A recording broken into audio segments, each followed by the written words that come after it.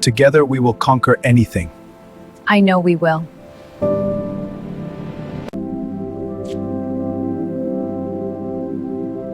They mocked her at the reunion, unaware the black lady is married to a Korean mafia boss. The champagne flute froze halfway to Jessica Hartman's lips when she realized the woman in the Dior gown wasn't a guest who'd wandered into the wrong reunion. She was Naomi Clark, the girl who used to iron their clothes. But it was the man beside her, with eyes cold enough to freeze blood and a smile sharp enough to cut glass, who made Jessica suddenly remember every cruel word she'd ever said. Before this story begins, do me a favor. Like, share, and subscribe if you love powerful glow-ups and unexpected twists. You won't believe what happens when they mock the wrong woman, married to the Korean mafia boss. Stay till the end. You'll thank me. The West Grove High 20-year reunion invitation arrived on a Tuesday, smelling faintly of desperation and expensive cardstock.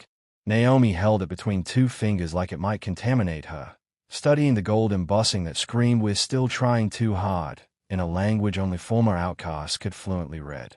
"You're making that face again," Ji-hoon observed from across their kitchen island, not looking up from his tablet where he was reviewing shipping manifests that would bore most people into comas but made his eyes light up like other men watching sports. "What face?"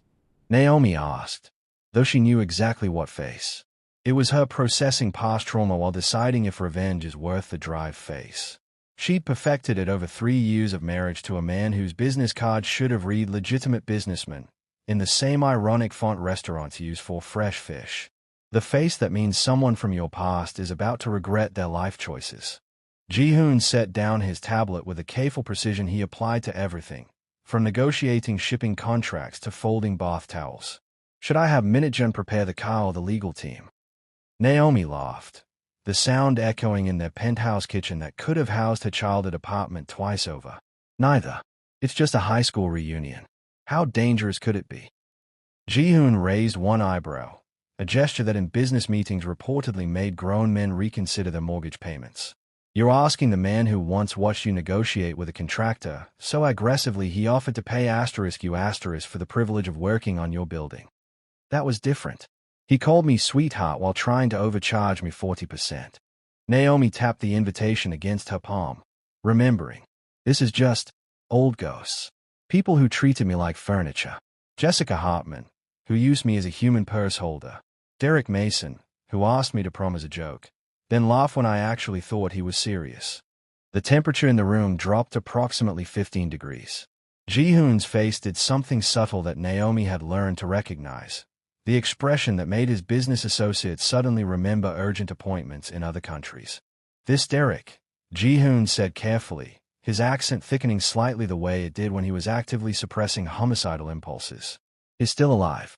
"Down, boy," Naomi said, though warmth bloomed in her chest at his protective fury. "It was 20 years ago.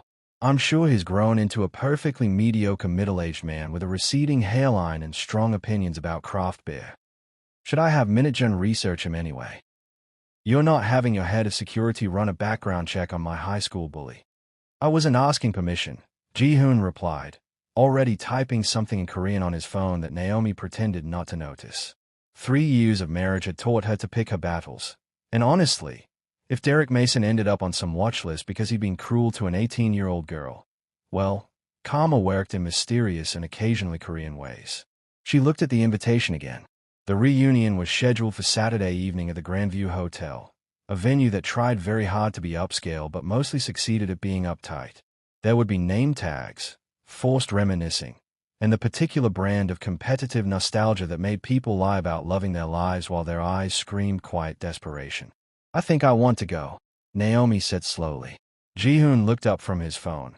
Minutjun had clearly already received his assignment, and studied his wife with the attention he usually reserved for contracts written in intentionally confusing language.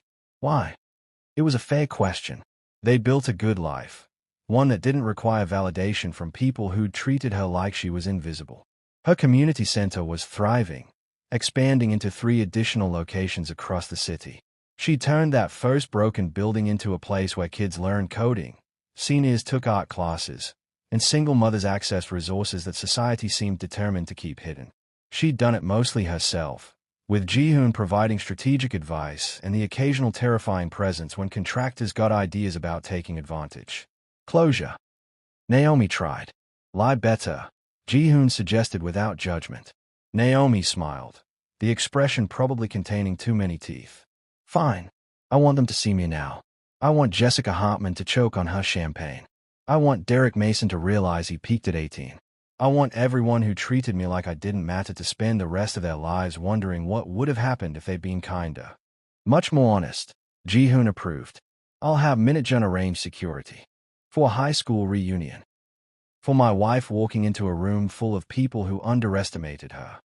He stood, moving around the island with a fluid grace that came from years of martial arts training that he claimed was just exercise, but Naomi had seen the trophies hidden in his office. They don't know who you became.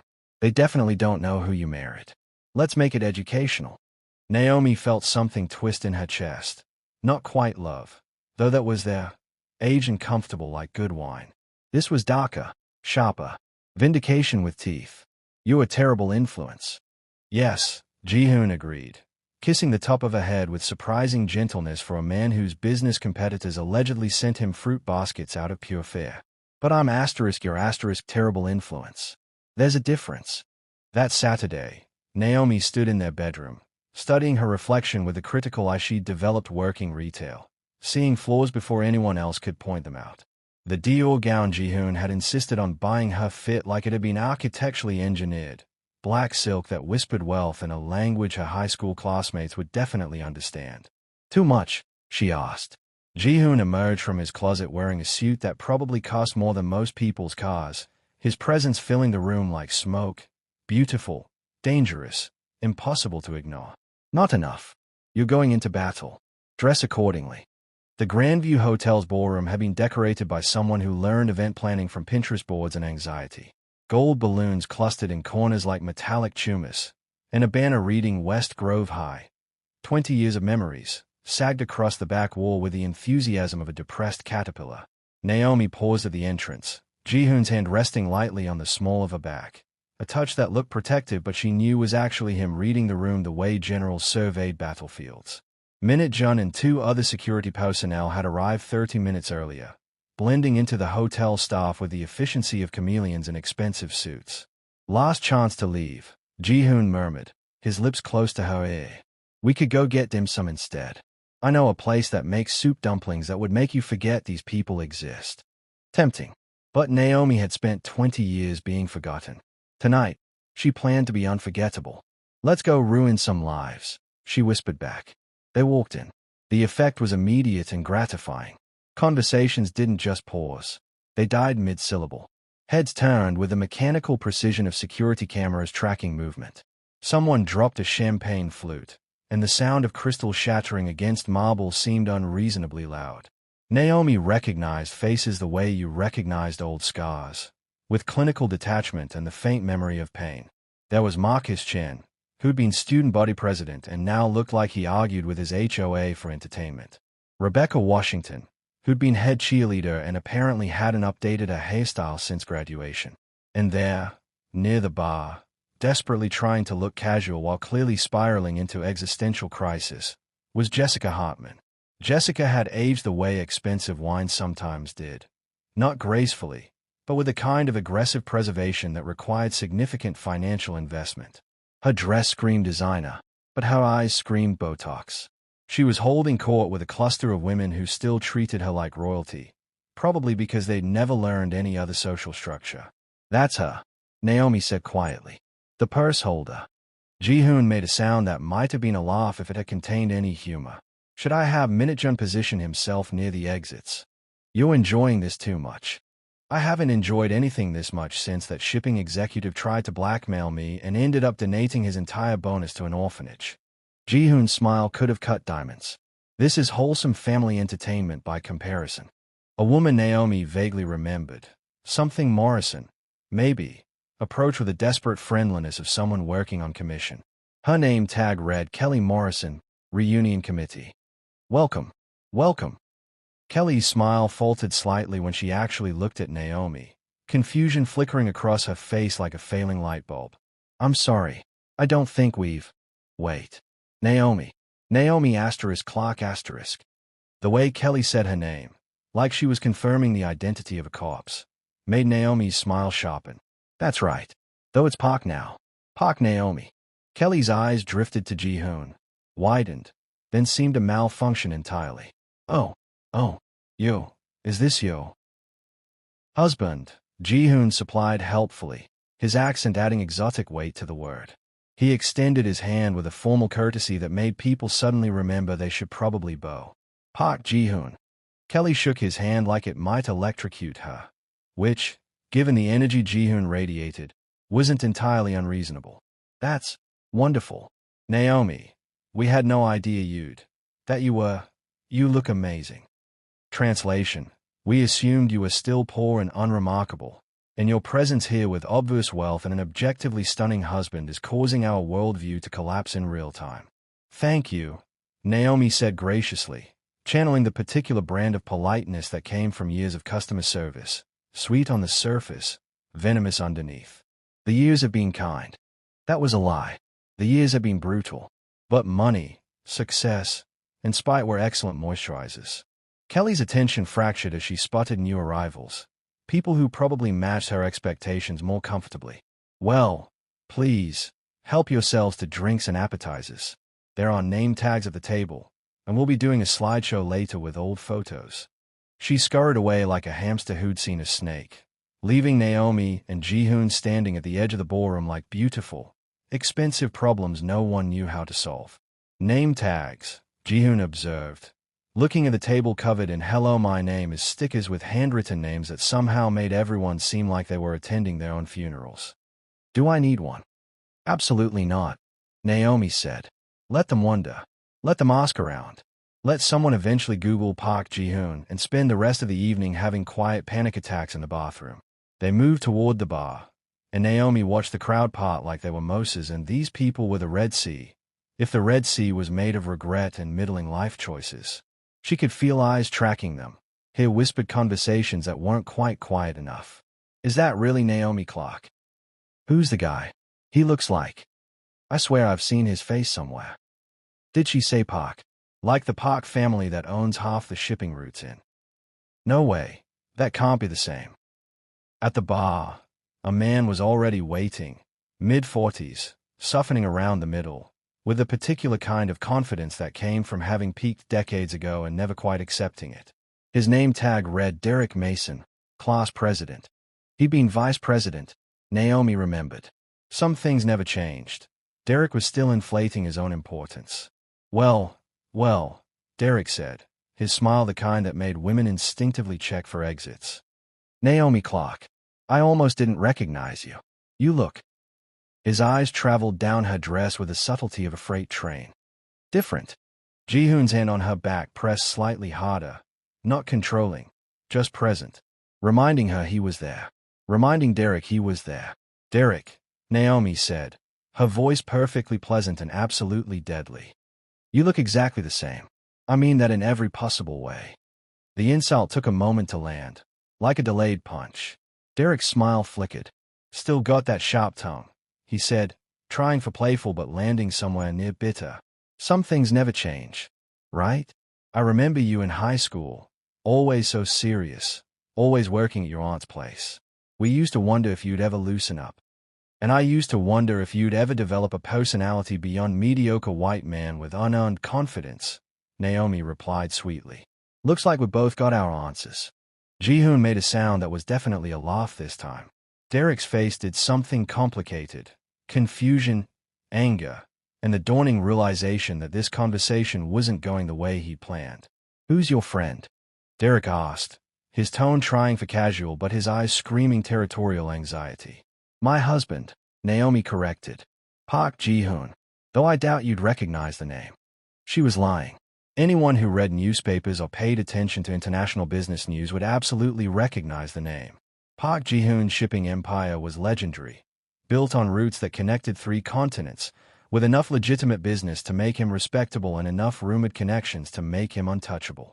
Derek's hand extended automatically. Derek Mason. Naomi and I go way back. High school sweethearts, you could say.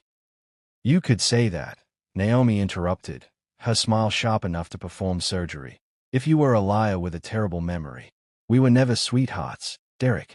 You asked me to prom as a joke, then spent the entire evening laughing about it with your friends while I waited in a dress my aunt helped me make. Remember? The color drained from Derek's face like water from a broken sink. That was a misunderstanding. Was it? Naomi tilted her head, channeling every ounce of grace she'd learned from watching Ji-hoon negotiate with people who tried to cheat him. Because I remember it very clearly. You called my house, asked me to prom, said you'd pick me up at 7. I waited until 9 before I realized you weren't coming. Then I saw the photos on social media, you and Jessica Hartman, laughing about how you'd pranked the dry cleaning girl. Silence expanded around them like a blast radius. Other conversations had stopped. People were listening now, their attention drawn by the particular frequency of social disaster that humans couldn't help but rubberneck. Derek's face had progressed through several shades of red, currently settling on overcooked lobster with regrets. His mouth opened and closed like a fish trying to explain itself to the hook. That was 20 years ago, he finally managed, his voice climbing an octave into defensive territory. We were kids. It was a stupid joke. I'm sure you've done things you regret. I have, Naomi agreed pleasantly. For instance, I regret not slashing your tires when I had the chance. But I was raised with manners. Unlike some people. Ji-hoon's expression remained perfectly neutral, but Naomi could feel him radiating approval like a space heater made of vindication. He hadn't said a word since Derek started talking, just stood there looking expensive and vaguely dangerous, which was somehow more effective than any threat. Look, Derek tried again, glancing around at their growing audience with the desperation of a politician whose past tweets had just been discovered. I apologize, okay? It was wrong. I was an idiot teenager. But that doesn't mean you need to. Need to what? Naomi asked, her voice soft and absolutely lethal. Need to remember. Need to acknowledge that you thought someone else's feelings were entertainment. Need to point out that you never apologized until right now, when you're standing in front of witnesses and my husband, who looks like he could make you disappear with a phone call. I wouldn't even need to make the call myself, Ji-hoon added conversationally, speaking for the first time since Derek had approached. His English was perfect, barely accented, which somehow made him more intimidating. I have people for that. He was joking. Probably. Naomi was 90% sure he was joking. Derek had turned a fascinating shade of gray. That's not funny. Who's laughing? Ji-hoon asked, his expression as serious as a heart attack, if heart attacks wore Tom Ford suits and had killer jawlines. The crowd around them had grown. Naomi could see faces she recognized. People who'd ignored her in high school, stepped over her in hallways, treated her like set decoration in their important teenage dramas. They were watching now, really watching, seeing her in a way they never had before. And there, pushing through the crowd with the determination of a shark sensing blood, was Jessica Hartman. Jessica had clearly spent the past 20 minutes processing the situation and deciding on her approach. She'd chosen gracious surprise, her face arranged in an expression of delighted shock that looked like it had been applied with a trowel. Naomi Clark. Jessica's voice carried across the ballroom like a siren that only responded to social climbing opportunities. Oh my God. I can't believe it's really you. You look absolutely incredible. She kissed both of Naomi's cheeks, a gesture Naomi was pretty sure Jessica had learned from watching reality TV shows about rich women who hated each other. Up close, Jessica smelled like expensive perfume, trying very hard to mask desperation. Jessica, Naomi said, her smile perfectly calibrated. You look exactly how I remember. It was an insult disguised as a compliment, and from the way Jessica's eye twitched, she knew it. And who is this gorgeous man? Jessica's attention swiveled to Ji-hoon like a heat-seeking missile that had locked onto wealth. Her hand extended, fingers arranged in a way that suggested she expected him to kiss them rather than shake them. Ji-hoon looked at her hand the way someone might look at a dead fish on their doorstep, with polite confusion and no intention of touching it. Park Ji-hoon, Naomi's husband. The word husband landed like a grenade. Jessica's smile froze, then recalibrated, her brain visibly working through implications. Naomi could almost see the mental math. Expensive suit, foreign name, the kind of presence that suggested serious money and possibly serious connections. Husband. Jessica's voice climbed into registers usually reserved for dog whistles. That's wonderful. I had no idea you were married. Naomi, you didn't post anything on social media. I don't use social media, Naomi said truthfully. Jihoon had suggested it years ago. Maintaining a low profile was good for both her community work and his business interests. I prefer privacy. Oh. Jessica's brain seemed to stall on this concept, like a computer trying to run software it wasn't equipped for. Privacy wasn't part of Jessica's vocabulary. Her Instagram was a carefully curated museum of her life, each post a monument to her desperate need for validation. So what do you do, Jihoon? Jessica asked, pivoting with the grace of a drunk rhinoceros. Are you in business? Yes, Jihoon said, offering nothing else. It was a masterclass in conversation control. Give them nothing. Watch them scramble. What kind of business? Jessica pressed, her journalist instincts kicking in. She'd been editor of the school newspaper, a position she'd leveraged into a career in local TV news before transitioning into what her LinkedIn probably called media consulting, but was actually being married to money and pretending it was her own achievement. Import and export, Jihoon replied, which was technically true the way saying I dabble in chemistry was technically true if you were a meth cook. His shipping empire moved everything from automotive parts to electronics across 3 continents, with enough legitimate business to keep authorities happy and enough gray area operations to keep his profit margins impressive. How interesting. Jessica's interest was about as genuine as her eyelashes. And how did you two meet? Naomi felt Jihoon's hand shift slightly on her back. Their private signal for do you want me to handle this or are you having fun? She was having fun. I was renovating a building in the city, Naomi said, watching Jessica's face carefully. For my community center. Jihoon's driver got lost and ended up on my street. He came inside, we started talking, and she shrugged with elegant simplicity. The rest is history. Your community center. Jessica's confusion was genuine this time. This didn't fit the narrative she'd constructed. Naomi was supposed to be working at her aunt's dry cleaning shop, maybe married to a nice accountant, living a perfectly forgettable life. I run 4 community centers across the city, Naomi elaborated, watching comprehension slowly dawn on Jessica's Botoxed face. We provide resources for underserved neighborhoods, job training, childcare, educational programs, legal aid. It's been incredibly fulfilling work. The silence that followed was the kind that made people uncomfortable. Naomi had not only escaped the box they'd put her in, she'd built something meaningful, something that actually mattered. While Jessica had been chasing local television fame and rich husbands, Naomi had been changing lives. That's amazing, Jessica said finally, and for the first time that evening, she sounded sincere. Or maybe just defeated. I had no idea you were doing such important work. Why would you? Naomi asked, and the question wasn't entirely rhetorical. You never asked what I was doing. None of you did. You just assumed. The truth of it hung in the air like smoke from a fire no one knew how to put out. Around them, former classmates shifted uncomfortably, suddenly very interested in their drinks, the ceiling, anything except the conversation happening in front of them. Derek had disappeared, probably to the bathroom to have a quiet crisis. Others were whispering, phones already out, presumably Googling Park Ji-hoon and having small heart attacks as they discovered exactly who Naomi had married. Well, Jessica said, her social armor visibly cracking. I'm glad you're doing well. Really, I always knew you were smart. No, you didn't, Naomi interrupted gently. You knew I was invisible. There's a difference. Jessica opened her mouth, closed it, opened it again. For possibly the first time in her life, she had nothing to say. Naomi felt something loosen in her chest. Not quite forgiveness, but close. Maybe understanding. Jessica Hartman had peaked at 17, and she knew it. Every reunion was just another reminder that she'd never be as important as she was in high school, when being pretty and popular felt like power. I'm going to get a drink, Naomi said, not unkindly. It was good to see you, Jessica.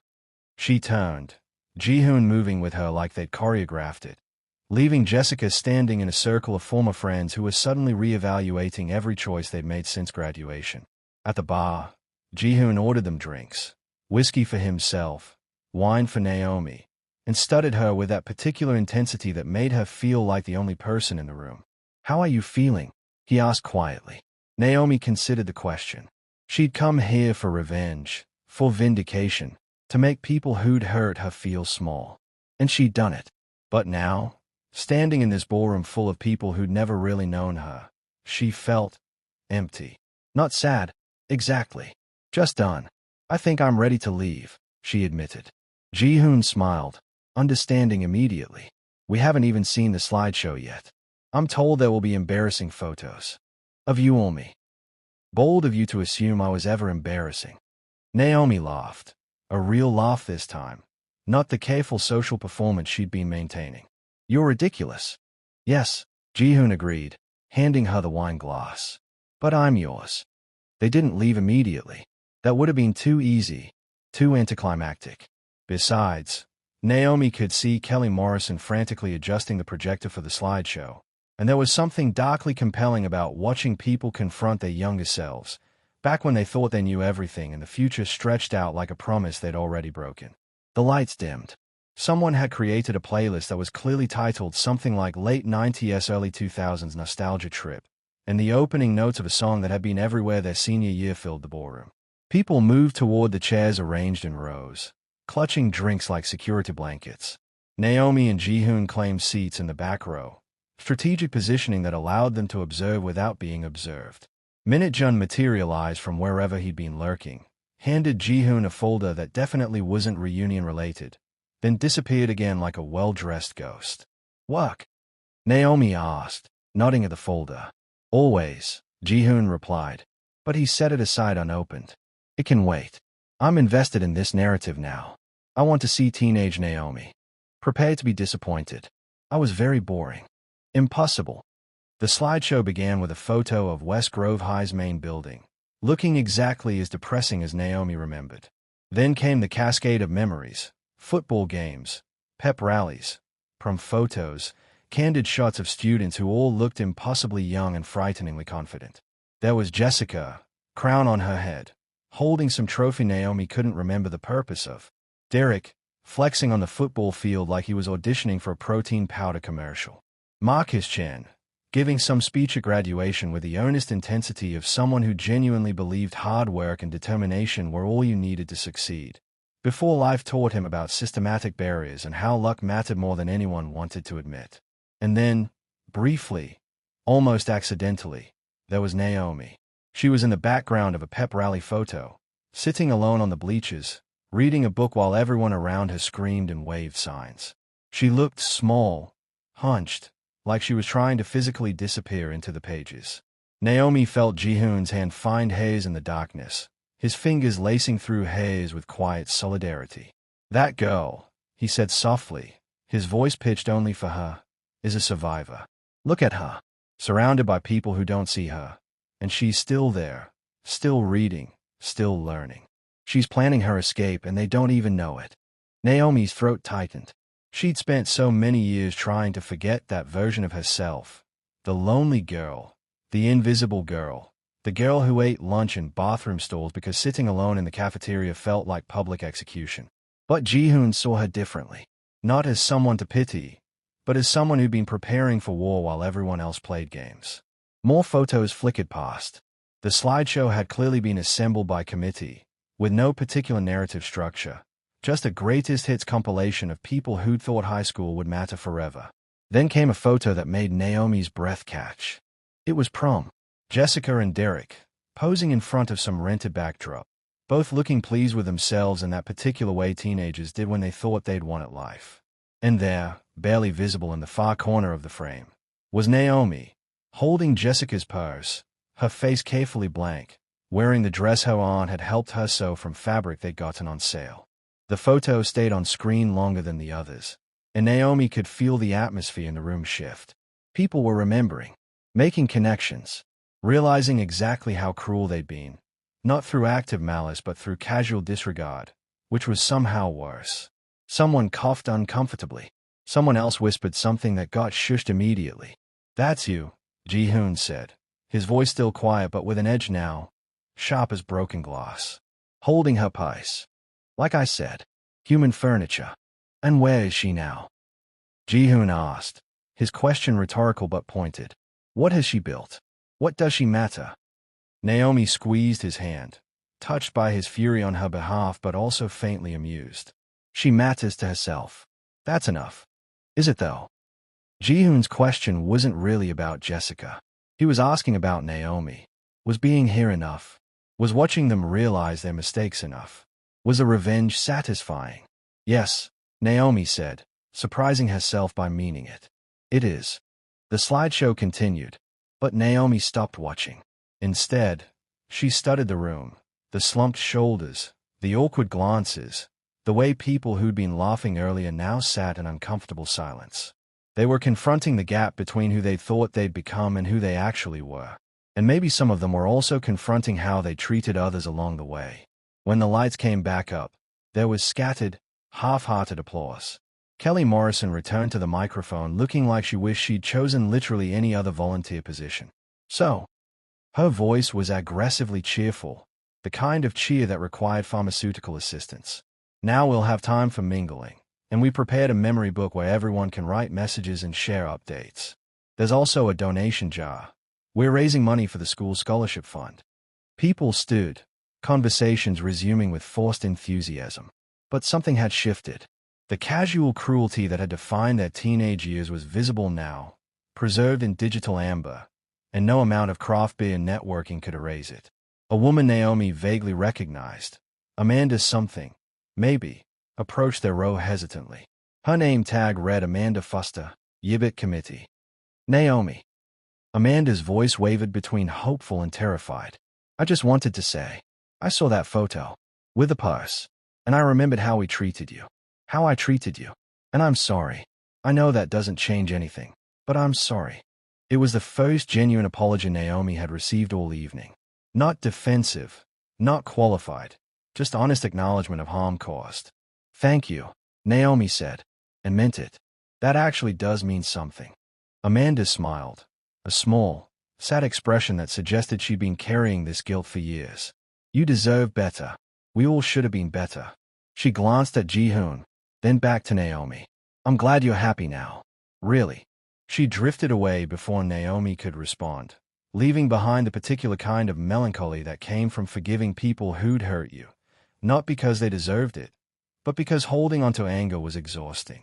Do you want to stay longer? Jihoon asked, reading her mood with the accuracy of someone who'd made it his business to understand her. Actually, Naomi said slowly, an idea forming. I want to do something first. She stood, smoothed her dress, and walked toward the front of the room where Kelly was frantically trying to organize the memory book station. People parted for her now, not out of fear exactly, but out of recognition that they'd underestimated her catastrophically and weren't sure what she might do next. Kelly, Naomi said pleasantly, you mentioned a scholarship fund. Kelly looked up, her expression wary. Yes, we're trying to raise money for students who need financial assistance. College costs have gotten so expensive, and we thought. How much have you raised so far? About $3,000. Kelly's voice rose uncertainly, like she wasn't sure if this was a test. Naomi pulled out her phone, opened her banking app, and in full view of everyone watching, which was everyone, initiated a transfer. I'm donating $25,000. The silence was absolute. 25. Kelly's brain seemed to malfunction. 25,000. For students who are invisible, Naomi clarified, her voice carrying across the ballroom with perfect clarity. For the kids sitting alone at lunch. For the ones working after school because their families need the money. For the ones whose clothes don't quite fit right, whose voices get talked over, whose presence doesn't register to anyone except themselves. Make sure they get it. Make sure they know someone sees them. She hit confirm on the transfer, then turned to face the room. All these people who'd shape her younger years through their absence, their cruelty, their casual disregard. I spent 4 years in this school feeling invisible, Naomi said. Not quite a speech, but not quite a conversation either. Something in between. A declaration, maybe, or an exorcism. And you know what I learned? Being invisible taught me to observe, to listen, to understand what people wanted and needed. It taught me resilience. It taught me that the only validation I needed was my own. She paused, letting the words settle. So thank you, Naomi continued, and the gratitude in her voice was genuine and slightly terrifying. Thank you for ignoring me. Thank you for making me hold your purses and laugh at your jokes and exist on the periphery of your lives. Because it made me someone who builds things that matter. And you're all standing here, 2 decades later, still trying to recapture the one time you felt important. The truth landed like a physical blow. Some people looked angry. Most looked ashamed. A few looked like they might cry. Jessica Hartman was crying. Not dramatically. Just tears sliding down her surgically enhanced cheeks, ruining makeup that probably cost more than Naomi's first car. Naomi felt Jihoon appear beside her, his presence solid and supportive. Should we go? He asked quietly. Yes, Naomi agreed. I think we're done here. They walked toward the exit together, and this time, the crowd didn't just part. People stepped back, creating space like they were royalty. Which, in a way, they were. Not because of money or status, but because Naomi had transformed pain into power, and everyone in that room knew it. At the door, Naomi paused and turned back one last time. Oh, and Derek, she called out. Derek, who'd been hiding near the bar, flinched like he'd been shot. That text you sent asking if I was still mad about that thing. I wasn't mad. I was indifferent. But now I'm wondering, are you the kind of person who thinks cruelty becomes acceptable with time? Because if you are, that says a lot more about you than it ever said about me. She didn't wait for an answer. There wasn't one that would satisfy her anyway. The January air hit them like a baptism when they stepped outside. Cold, clean, sharp enough to clear heads and reset perspectives. Naomi breathed deeply, feeling something tight in her chest finally loosen. Behind them, the Grandview Hotel glowed with warm light and cold regrets, full of people who would spend the rest of the evening processing what had just happened. Minutjun appeared from the shadows with the car, timing so perfect it bordered on supernatural. The black Mercedes idled at the curb, engine purring like a satisfied cat. How did it go? Minutjun asked in Korean as he opened the door, his expression carefully neutral, but his eyes amused. Perfectly, Jihoon replied in the same language. She destroyed them without raising her voice once. It was beautiful. I'm right here, Naomi said in English, sliding into the car. And I speak enough Korean to know when you're talking about me. Then you know I said you were beautiful, Jihoon countered, settling beside her with the ease of someone who'd spent decades learning how to take up exactly as much space as he needed. No more, no less. Minutjun closed the door, sealing them in leather-scented quiet. Through the tinted windows, Naomi could see people starting to trickle out of the hotel. Early leavers, people who'd had enough, or maybe people who wanted to go home and Google the woman who just publicly funded their shame. Do you feel better? Jihoon asked as Minutjun pulled away from the curb. Naomi considered the question carefully. Did she feel better? She'd said what she needed to say, done what she came to do. She'd walked back into the lion's den wearing armor made of success and spite, and she'd emerged victorious. But victory felt different than she'd expected, quieter, more hollow. I feel complete, she said finally, like I closed a book I'd left open for 20 years. Good books deserve proper endings, Jihoon observed, though I'm personally partial to the kind where the protagonist burns down the house on their way out. Metaphorically speaking, I think I did. I know. I was there. It was spectacular. Naomi laughed, the sound genuine and surprised. 3 years of marriage and Jihoon could still make a laugh at the strangest moments. You're a terrible influence. We've established this. It's practically my brand. He pulled out his phone, scrolled briefly, then showed her the screen. Minutjun had someone monitor social media during the event. Your classmates are having meltdowns in real time. Naomi looked at the phone. Someone had posted a photo, blurry and taken from a bad angle, but clearly showing her and Jihoon at the reunion. The caption read, "Remember Naomi Clark? Yeah, she married that Park Jihoon, the shipping magnate, worth like $500 million. Meanwhile, I'm fighting with my HOA about fence height. Life comes at you fast." The comments were a beautiful disaster. Wait, the Park Jihoon. Oh my god. I just Googled him. He's like Korean royalty but scarier. Didn't we used to make her hold our bags? I feel sick. Good for her, honestly. We were terrible. Speak for yourself. I was always nice to her. That last comment was from someone Naomi absolutely did not remember being nice to her, which proved that revisionist history started quickly when people realized they'd backed the wrong horse. $500 million is lowballing it, Ji-hoon said mildly, reading over her shoulder. My accountant would be insulted. Should I be concerned that you're more offended by the inaccurate net worth than by strangers posting about us? Yes, absolutely. Accuracy matters. He took the phone back, closed the app with the decisive finality of someone who'd learned to control their digital footprint like a war general controlled territory. Besides, let them talk. Tomorrow they'll find someone else to obsess over. That's the blessing and curse of social media. Attention spans measured in hours. They drove in comfortable silence for a while, the city sliding past the windows in streaks of light and shadow. Naomi watched the neighborhoods change, from the carefully manicured suburban pretension of the Grandview Hotel area to the grittier, more honest streets where real people lived real lives. Take us to the center, Naomi said suddenly. The first one. I want to see it. Minute-jung glanced in the rearview mirror, caught Ji-hoon's nod, and adjusted their route without comment. 20 minutes later, they pulled up in front of a building that had once been an architectural corpse and was now something close to resurrection. The Harrison Street Community Center glowed in the darkness, lights on in several windows despite the late hour, because Naomi had learned early that people in crisis didn't operate on business hours. The mural on the front wall depicted the neighborhood in vibrant, defiant colors. Children playing, elders laughing, everyone mattering. We had 3 people tonight, Naomi said quietly, more to herself than Ji-hoon. 3 people apologized. Out of everyone there, 3 people acknowledged they'd been cruel. 3 more than you expected. 3 fewer than I'd hoped. She stayed at the building, this thing she'd built from nothing with borrowed money and stolen confidence. I wanted them all to feel bad. I wanted them to understand what they'd done. And I realize most of them still don't understand. They are upset because I succeeded, not because they failed me. They are jealous of what I have, not sorry for how they treated me. The regret isn't about morality, it's about missed opportunity. They are thinking I should have been nicer to her because look what she became instead of I should have been nicer to her because she was a human being who deserved kindness.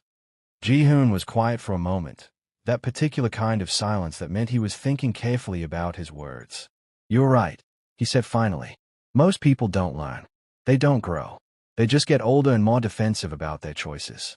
But those 3 people, the ones who apologized, they matter. They saw you as a person then, or they learned to see you as a person now. Either way, they are capable of growth. Focus on them. Since when did you become wise? I've always been wise. You just married me for my money and devastating good looks.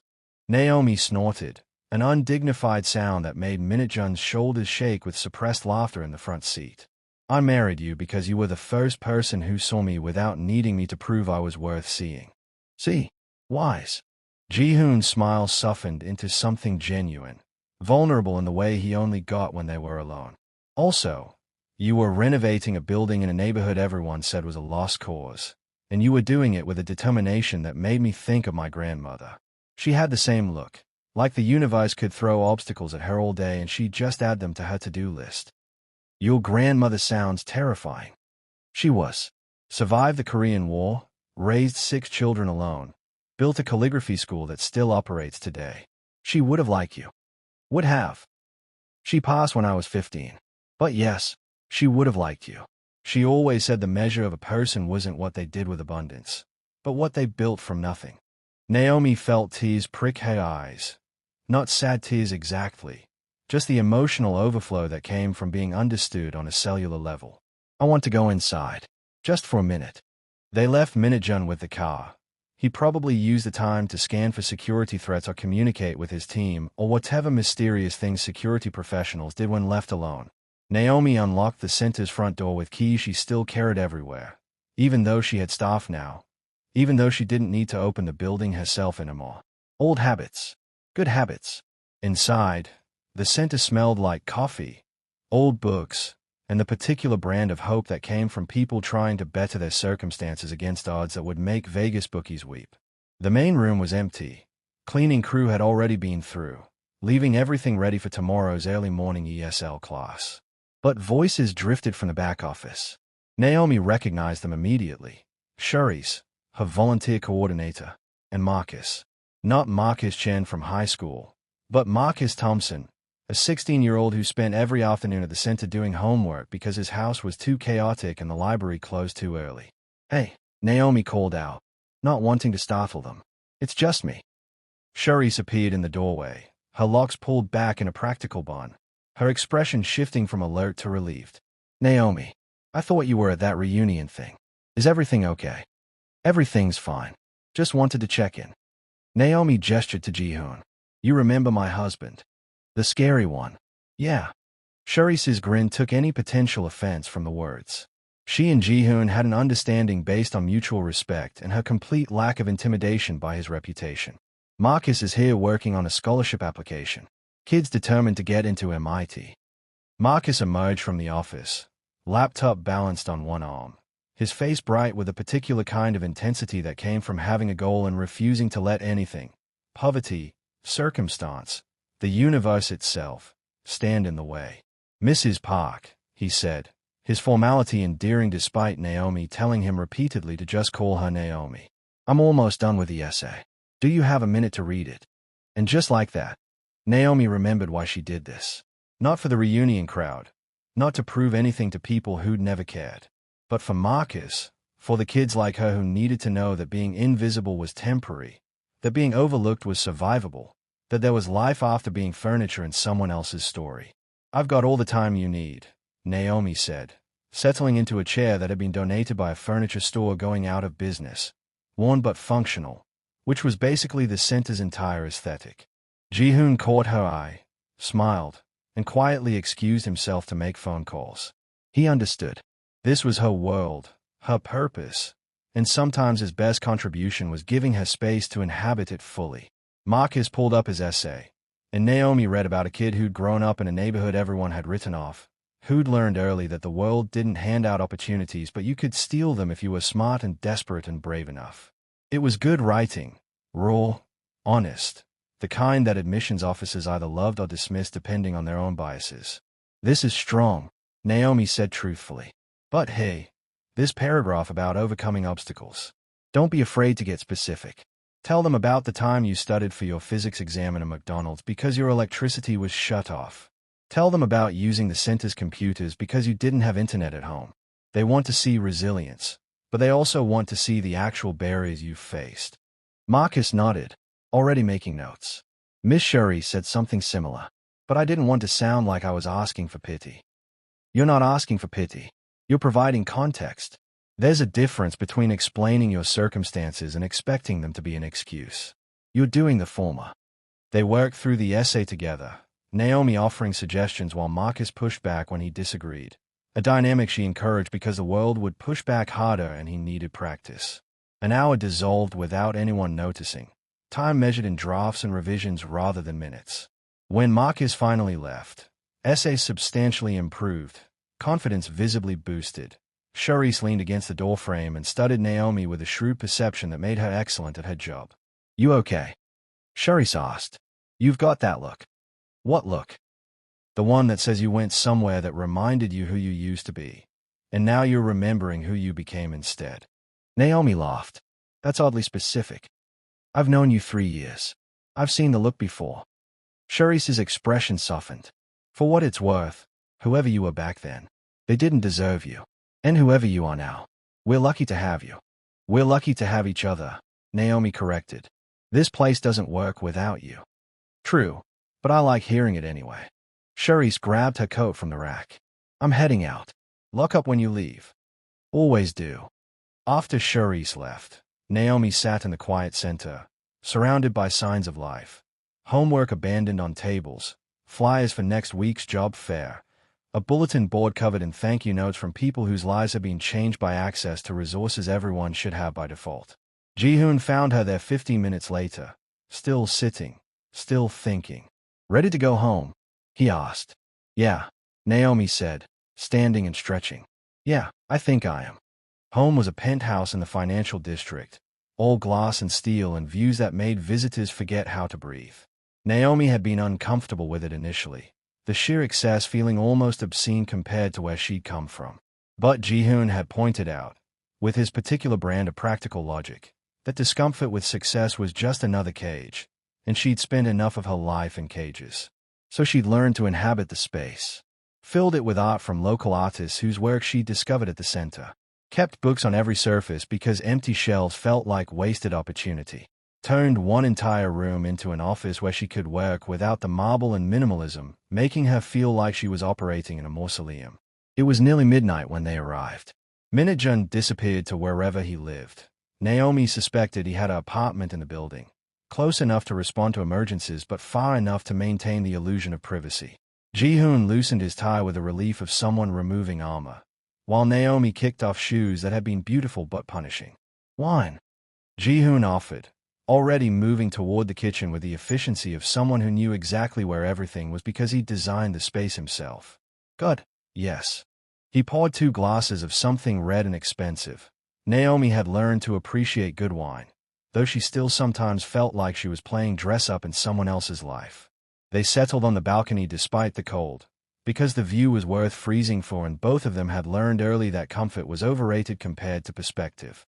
The city sprawled below them, millions of lights representing millions of lives, each one a story Naomi would never know. She thought about her classmates, probably home now, probably still processing. Would they actually change? Would seeing her success make them reevaluate how they treated people? Or would they just add it to their collection of reunion stories? Another anecdote to trot out at dinner parties. You are thinking too much, Ji-hoon observed, his voice cutting through her spiral with surgical precision. How can you tell? You get this line between your eyebrows. Very distinguished. Very stressed. Naomi touched her forehead self-consciously, which made Ji-hoon smile. Mission accomplished, apparently. I'm just wondering if tonight mattered. If any of it mattered. It mattered to you. That's enough. Is it though? Naomi echoed his earlier question back to him. I wanted to change their minds. Make them see me differently. But what if they just see the money and the husband and miss the entire point? Ji-hoon sipped his wine thoughtfully. Then they're consistent, at least. They missed the point in high school too. Some people are determined to live their entire lives in shallow water. Naomi. You can't drag them into the deep end. They'll just panic and pull you down with them. When did you get so philosophical? I've always been philosophical. You married me for my devastating good looks and profound wisdom. Try to keep up. Despite herself, Naomi smiled. 3 years and he could still make her laugh when she wanted to brood. It was either his greatest skill or most annoying trait, depending on her mood. Her phone buzzed. Then again. Then several more times in rapid succession. The digital equivalent of someone pounding on a door. Social media. Ji-hoon guessed. Naomi pulled out her phone reluctantly.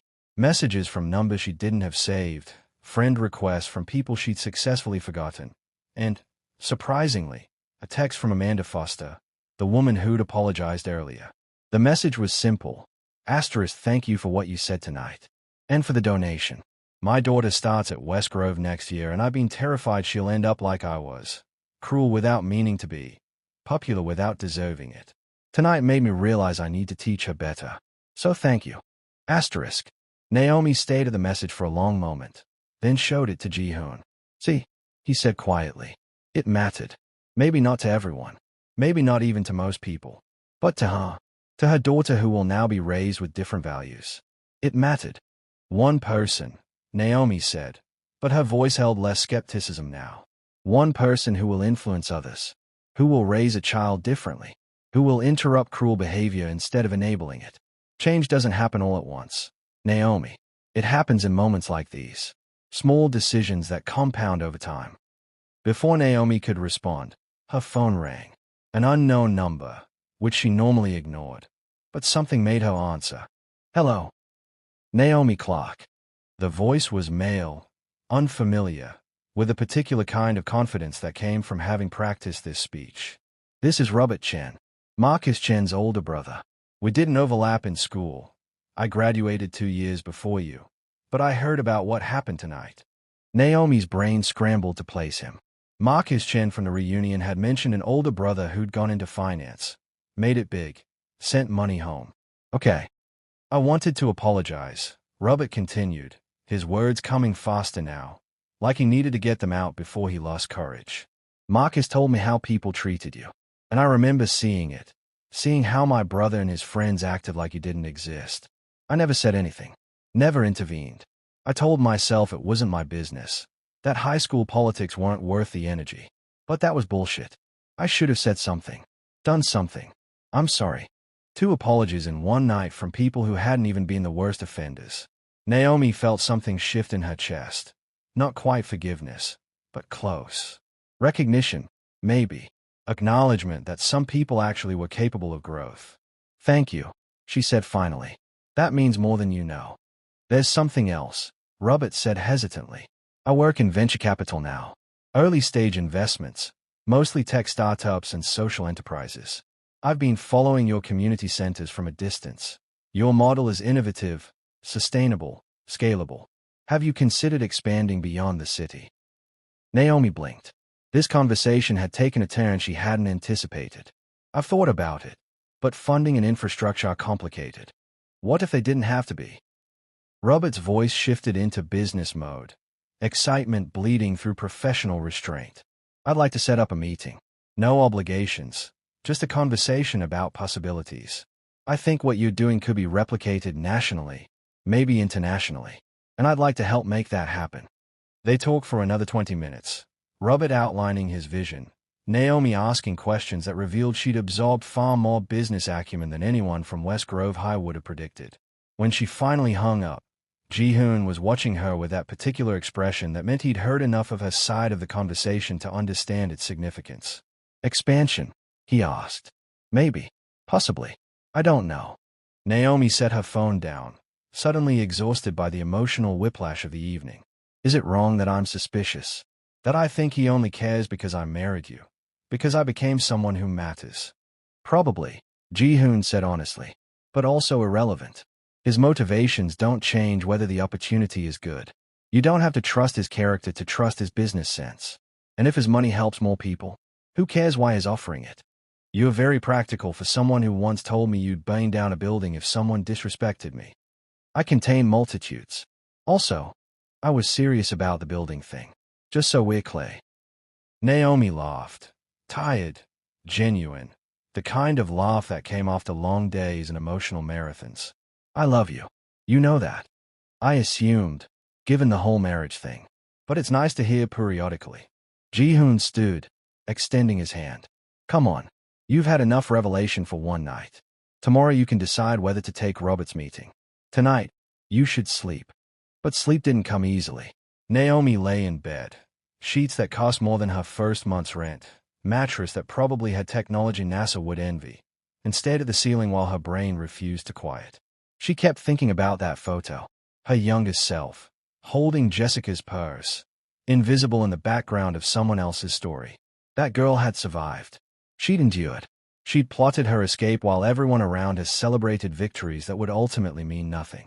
And now that girl was gone, replaced by someone stronger, sharper, more certain of her place in the world. But the memory remained, a scar you could trace with your fingers, proof that you'd bled and healed and kept moving. Still thinking. Ji-hoon's voice emerged from the darkness beside her. How can you tell? You're breathing like you're running a marathon in your head. Naomi rolled toward him, grateful for his presence even when she couldn't articulate why. Do you ever think about who you used to be? Before everything? Ji-hoon was quiet for a moment. He didn't talk much about his past. The parts before the empire, before the reputation. When he was just a kid in Busan watching his grandmother teach calligraphy to children who couldn't afford books. Sometimes, he admitted finally, I think about the boy who thought hard work was enough. Who believed the world was fair if you just played by the rules. That boy was naive, but he was also kind. I miss his kindness sometimes. You're still kind, Naomi protested. You fund orphanages, build schools. I do those things with money I earned through methods that boy would have found questionable. Ji-hoon interrupted gently. I'm not saying I regret my choices. I'm saying I recognize what they cost. There's a difference. Naomi understood. Success always had a price, and sometimes that price was the person you might have been if circumstances had been different. But dwelling on alternate timelines was pointless. You could only move forward with the choices you'd made and the person you'd become. I don't miss who I was, Naomi said slowly, working through the thought as she spoke it. But I'm grateful to her. She survived so I could exist. Does that make sense? Perfect sense. Ji-hoon's hand found Hayes in the darkness, fingers intertwining with practiced ease. She was brave. You're brave. Same person, different armor. Better armor. Significantly better. Also more expensive. That dress tonight cost more than most people's cars. You picked it out. And I have excellent taste. This is known. Naomi smiled into the darkness, feeling tension finally begin to ease. Tomorrow she'd wake up and decide about Robert's meeting. She'd check in with the centers, review budget reports, maybe stop by to see Marcus and his scholarship application. Life would continue. Not perfect. Never perfect. But haze in a way it had never been when she was young and invisible. But tonight, she could rest. The reunion was over. The ghost had been confronted, and she'd emerged victorious, not because she'd made anyone else feel small, but because she'd finally allowed herself to feel large.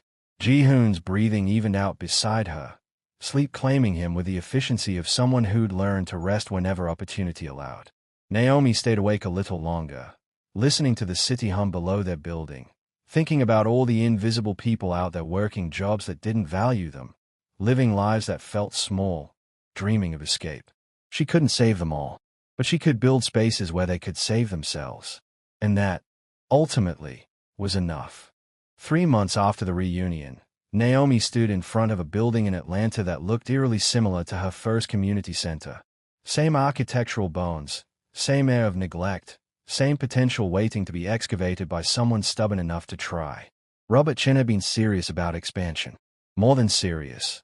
He'd been methodical, assembling a team of investors who understood that social impact and profit weren't mutually exclusive.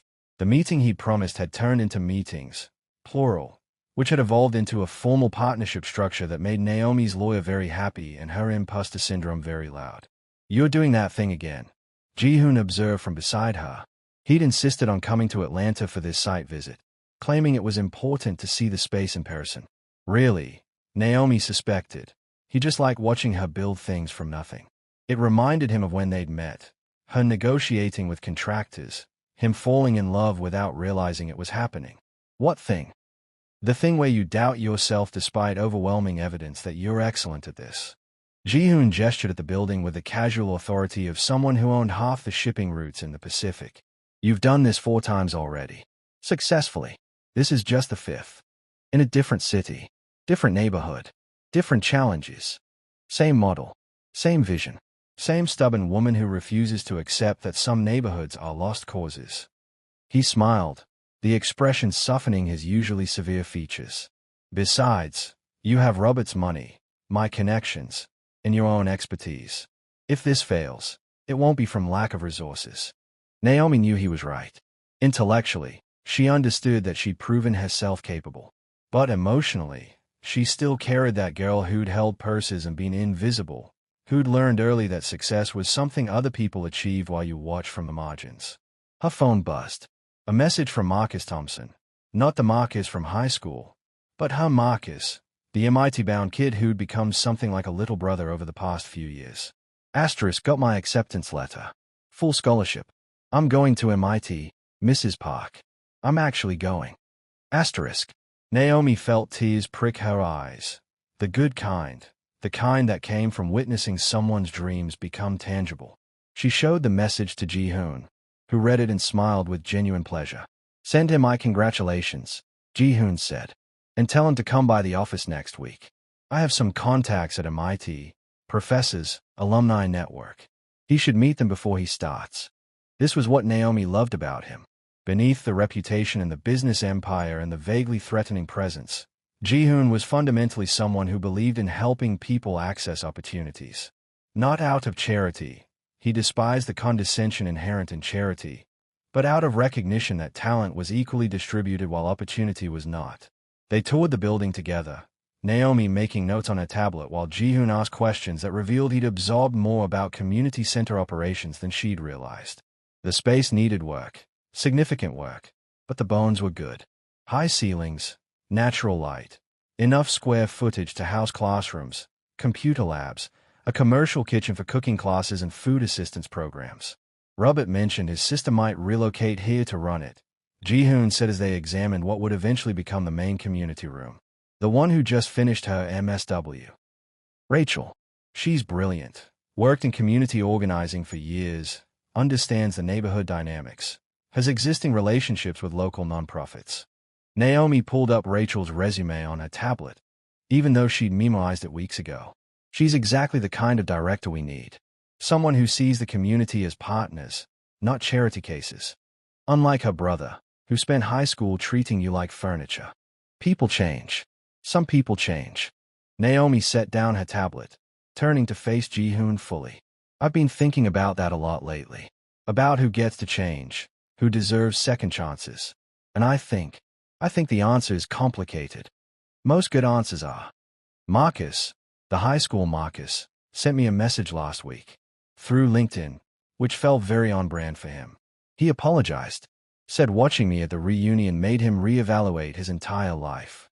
He's apparently in therapy now, working on what he called unpacking his privilege and learned cruelty. Ji-hoon's eyebrow rose fractionally, his equivalent of shocked surprise. And I don't know what to do with that. Part of me wants to appreciate the growth. Part of me thinks it's 20 years too late. Part of me wonders if he's only apologizing because I became successful, not because he actually understands what he did wrong. All of those parts can be true simultaneously, Ji-hoon said, moving closer until he was within touching distance. You don't owe him forgiveness. But you also don't owe him continued anger. You can acknowledge his apology without absolving him. You can appreciate his growth without forgetting his harm. Naomi leaned into him, grateful for his presence and his particular brand of moral clarity that came from years of navigating gray areas. When did you become so wise about forgiveness? You literally maintain a list of people who've wronged you. That's different. Those are business rivals who tried to cheat me. Very different from teenagers who are cruel because society taught them cruelty was acceptable towards certain people. Ji-hoon's arms wrapped around her, solid and warm. Also, I'm wise about everything. We've discussed this. They stood there in the empty building that would soon be full of life. And Naomi felt something settle in her chest. She'd spent so much energy on the reunion, on confronting her past, on proving she transcended her origins. But the real work, the important work, was this. Building spaces where other invisible kids could become visible. Creating infrastructure that caught people before they fell. Proving that neighborhoods everyone had written off could thrive with the right resources. Her phone rang. Kelly Morrison, which was unexpected. They'd exchanged exactly zero communications since the reunion. Naomi. Hi, it's Kelly. From the reunion committee. Kelly's voice carried nervous energy, like she was calling her boss to explain why she'd missed a deadline. I hope I'm not interrupting anything important. Just looking at a building in Atlanta, Naomi said, keeping her tone neutral. What's up? I wanted to update you on the scholarship fund. Your donation started something. People have been contributing steadily since the reunion. We're up to $60,000 now. Enough for multiple scholarships. Kelly paused, and Naomi could hear her gathering courage for whatever came next. But we wanted to name the scholarship after you.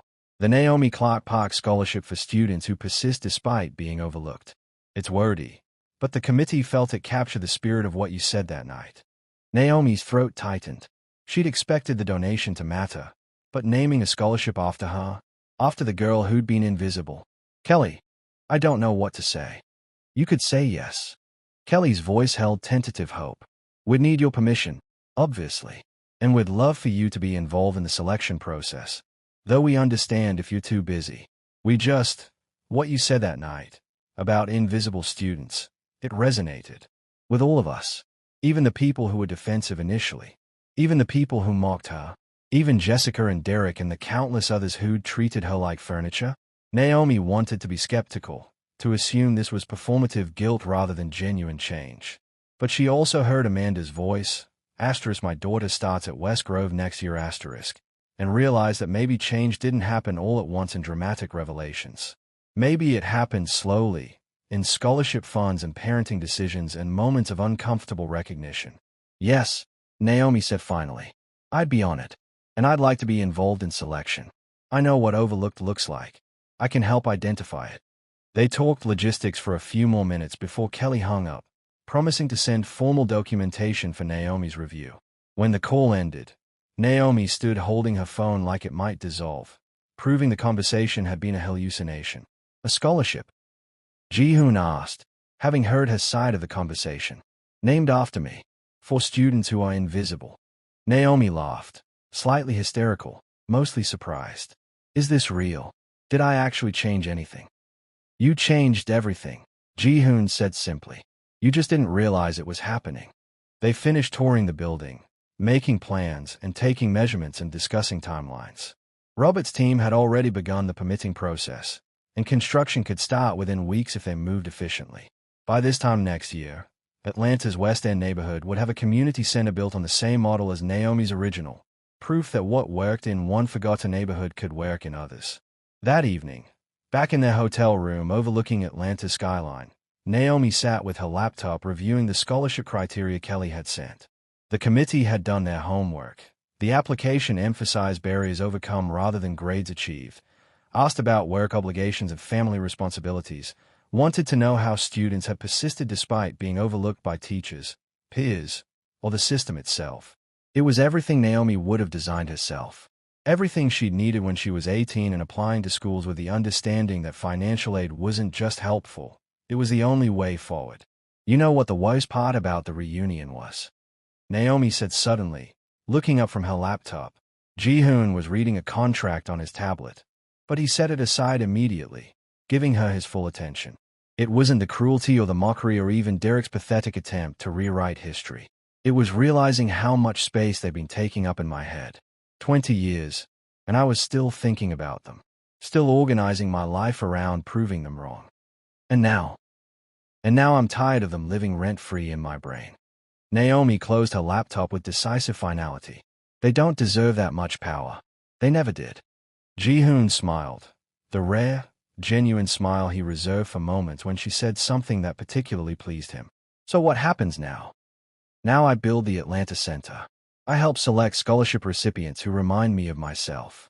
I expand to other cities because Robert's right. This model works and more people deserve access to it. I live my life without constantly measuring it against people who stopped mattering the moment I left West Grove High. Sounds healthy. Sounds impossible, but I'll try. Naomi stewed, stretching muscles tight from travel and emotional processing. I also think I should respond to Marcus Chen's message. Not forgiving him, exactly.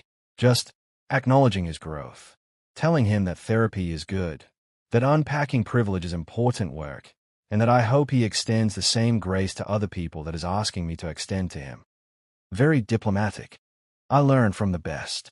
Naomi moved to the window, looking out at a city that wasn't hers but might be soon, in a way. You know what's funny? I spent so much time being angry at them for not seeing me. But I also wasn't seeing them. Not really. I saw cartoon villains, one-dimensional mean girls and cruel jocks. I didn't see people who were also struggling, also trying to figure out who they were, also making mistakes. Some mistakes are worse than others, Ji-hoon pointed out, ever the pragmatist. True. What Derek did was cruel. What Jessica did was dismissive. What all of them did, treating me like I was invisible, that caused real harm. I'm not excusing it. Naomi turned from the window, meeting Ji-hoon's eyes. But I also don't want to spend the rest of my life defined by their cruelty. I want to be defined by what I built in response to it. There's a difference. Ji-hoon stood, crossing the room to join her at the window.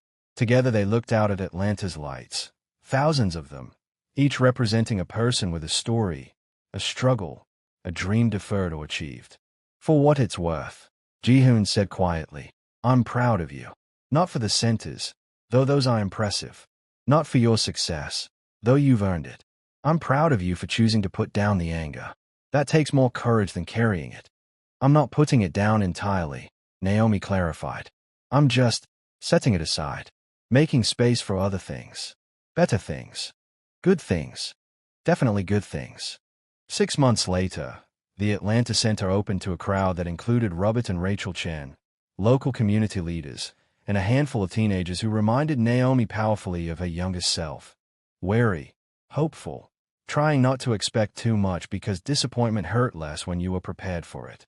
Naomi gave a speech that she'd written and rewritten a dozen times, trying to capture what she wanted to say without sounding preachy or self-congratulatory. In the end, she'd settled on simplicity. This space exists because someone saw potential where others saw problems. Because someone believed that neighborhoods don't fail, systems fail neighborhoods. Because someone decided that being overlooked as a teenager didn't have to determine the rest of their life. I was that someone. But I'm not the only one. Every person here has that same power, to see potential, to build solutions, to refuse to accept that certain people or places are disposable. So let's use it. The applause was enthusiastic but not overwhelming. This wasn't a crowd prone to standing ovations. They'd been disappointed too many times to waste energy on performative enthusiasm. But they listened. They stayed. They asked questions about programs and resources and whether this center would actually stick around or disappear like so many well-intentioned initiatives before it. Naomi answered every question honestly, including the hard ones about funding and sustainability and what happened if donations dried up. She'd learned early that people in forgotten neighborhoods could smell bullshit from miles away. They'd been promised salvation too many times by people who left when the work got hard. After the speeches and the tours and the obligatory ribbon-cutting photo op, Naomi found herself in what would become the computer lab, watching Rachel work with a small group of middle schoolers who'd shown up curious about the new building in their neighborhood. "You're good at this," Naomi observed, leaning against the doorframe. Rachel looked up, surprised. "Thanks. I learned from the best community organizers, people who actually live in the neighborhoods they served, who understood that real change comes from within communities, not imposed on them. Your brother said you were brilliant." He wasn't exaggerating. "Marcus has been on an apology tour lately," Rachel said, her tone dry but not unkind. Apparently realizing he spent high school being casually cruel has triggered some kind of reckoning. He's become very earnest about making amends. "Has he apologized to you?" "Extensively. For being a shitty younger brother who cared more about popularity than family. For not standing up to our parents when they pressured me to go into finance instead of social work. For generally being a stereotypical entitled teenager." Rachel's smile was complicated, affection mixed with exasperation. "I told him I appreciated the growth, but also he needs to actually change his behavior, not just feel bad about past behavior. Jury's still out on whether he's capable of that." Naomi liked Rachel immediately. Here was someone who understood that apologies without action were just words, that forgiveness wasn't automatic, that growth required sustained effort rather than single moments of recognition. They talked for another hour, about the center's programs, about Atlanta's specific challenges, about how to build trust with communities that had been burned before. When Naomi finally left, she felt something she hadn't expected: confidence. Not in herself necessarily, but in the model, in the team, in the possibility that this could actually work. Ji-hoon was waiting in the car, Minute-jun at the wheel as always, looking like he'd spent the past few hours doing something either very boring or very classified. With Minute-jun it was impossible to tell. "How did it go?" Ji-hoon asked as Naomi settled into the seat beside him. "Good. Really good, actually." Naomi accepted the water bottle he handed her. He'd learned years ago that she always got dehydrated at events and forgot to drink anything. "Rachel is perfect for this." The community response was cautiously optimistic. "And I think we can actually pull this off." "Of course you can. I never doubted it." "You doubted extensively when I first mentioned expanding beyond the city." "I doubted the logistics, not your capability. There's a difference." Ji-hoon's hand found hers, fingers intertwining with familiar ease. "Ready to go home." Home. Funny how that word had changed meaning over the years. Once it had meant her aunt's small apartment above the dry cleaning shop. Then her first studio in a building with unreliable heat. Then the penthouse she'd been uncomfortable in until she'd learned to claim it. Now it meant anywhere Ji-hoon was, any space they'd built together through years of partnership and stubborn commitment to each other. "Yeah," Naomi said, leaning against him as Minute-jun pulled into traffic. "Let's go home." The flight back was smooth, the kind of uneventful travel that only seemed noteworthy when you'd experienced the alternative. Naomi spent most of it reviewing budgets and timelines. Ji-hoon spent it on calls conducted in rapid Korean that Naomi understood just enough of to know they involved shipping routes and possibly someone who tried to cheat him, learning why that was a catastrophically bad idea. When they landed, her phone had 17 messages. Most were spam or work-related, but one stood out: a message from Jessica Hartman. Naomi stared at it for a long moment before opening it, Ji-hoon watching with the patient attention of someone who knew better than to rush her processing. The message was longer than expected. *Naomi, I know I don't have the right to contact you after everything. But I wanted you to know that I've been in therapy since the reunion, working through why I needed to feel superior to everyone, why I built my entire identity around being popular in a place that ultimately didn't matter. My therapist asked me to make a list of people I'd harmed. Your name was at the top. I know an apology can't undo what I did. I know I don't deserve your forgiveness. But I'm sorry.